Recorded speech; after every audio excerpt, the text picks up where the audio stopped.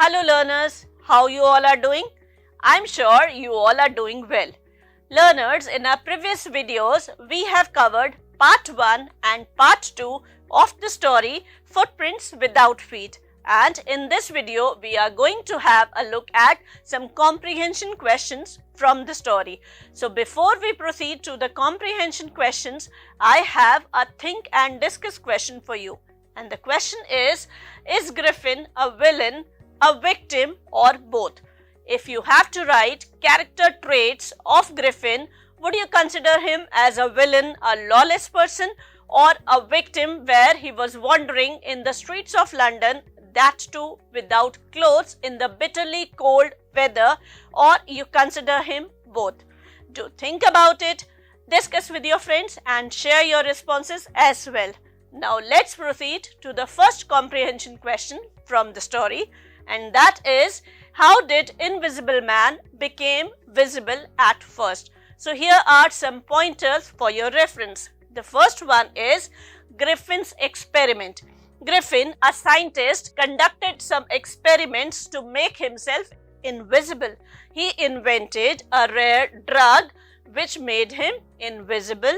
As a result, after becoming invisible, he wandered through the streets of London seeking shelter and warmth, particularly in the bitter winter weather. And finally, Griffin became visible when he was compelled to cover himself with clothes to protect against the cold.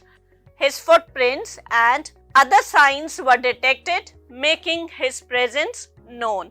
So now let's move on to the second question, and that is, why was he wandering in the streets? Here are some pointers for you. Running away. Griffin was trying to escape from the people who might capture him or harm him because he was invisible. Another point could be need for basic things. Since he was invisible, Griffin could not easily get money, food or shelter, which are our basic needs. So he wandered the streets of London looking for these basic amenities. Also, another point that we can write here is uncommon appearance. The scientist Griffin has an unusual or uncommon appearance that sets him apart from other villagers. Also, we can write strange behavior. Griffin prefers to be left alone and doesn't engage in conversations, expressing a desire for solitude. So now let's proceed to the next question, and that is, why does Mrs. Hall find the scientist eccentric? And for this, the pointers are avoiding police. Griffin got involved in theft and other crimes to survive, and he had to keep moving to avoid being caught by the police. So that could be your first point. Another point for your reference is looking for quiet and solitude. He wanted a quiet place where he could live alone to think and work on his experiments without being disturbed.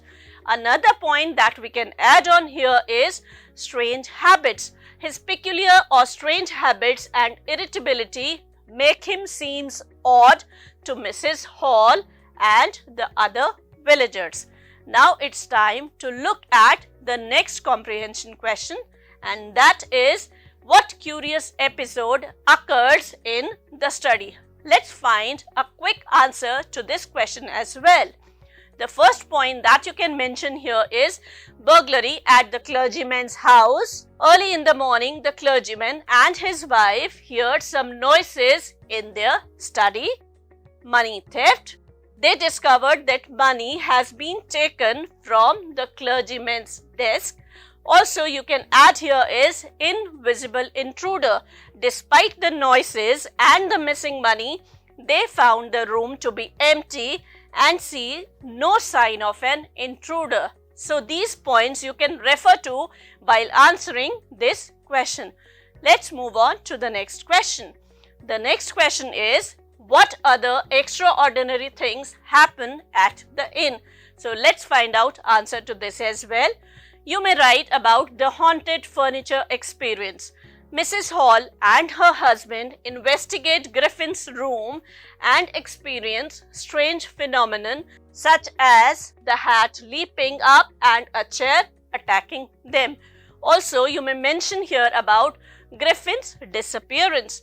When Mrs. Hall confronts Griffin, he reveals his invisibility by removing his bandages, whiskers, spectacles and nose.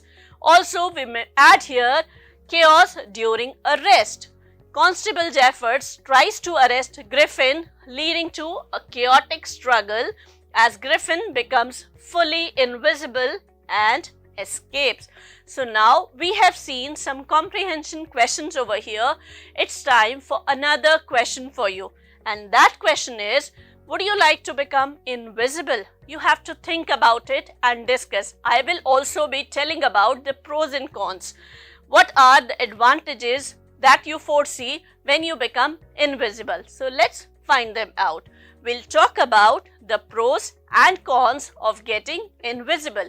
Let's talk about the pros first. Privacy and solitude. For sure, when you are invisible, not to be seen or detected by anyone, then you have privacy and solitude. Exploration and observation. You can explore and observe anything you wish to.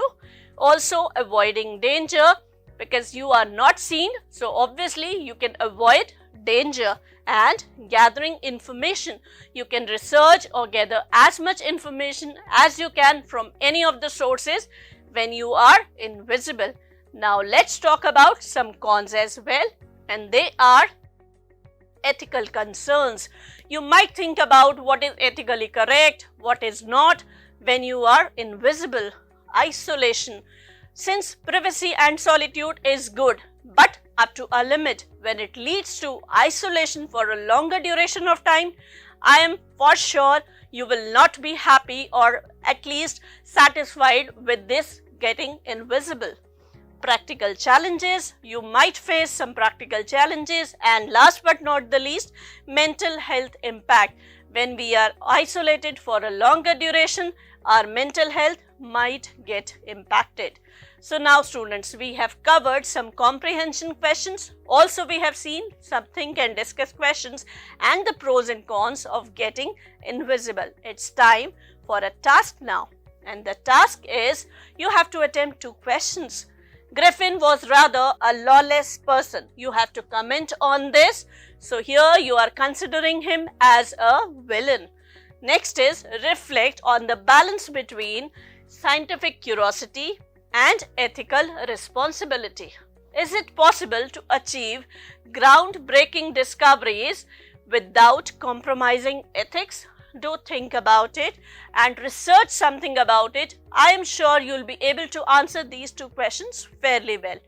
We'll see you in the next video. Till then, happy writing, happy exploring, happy learning.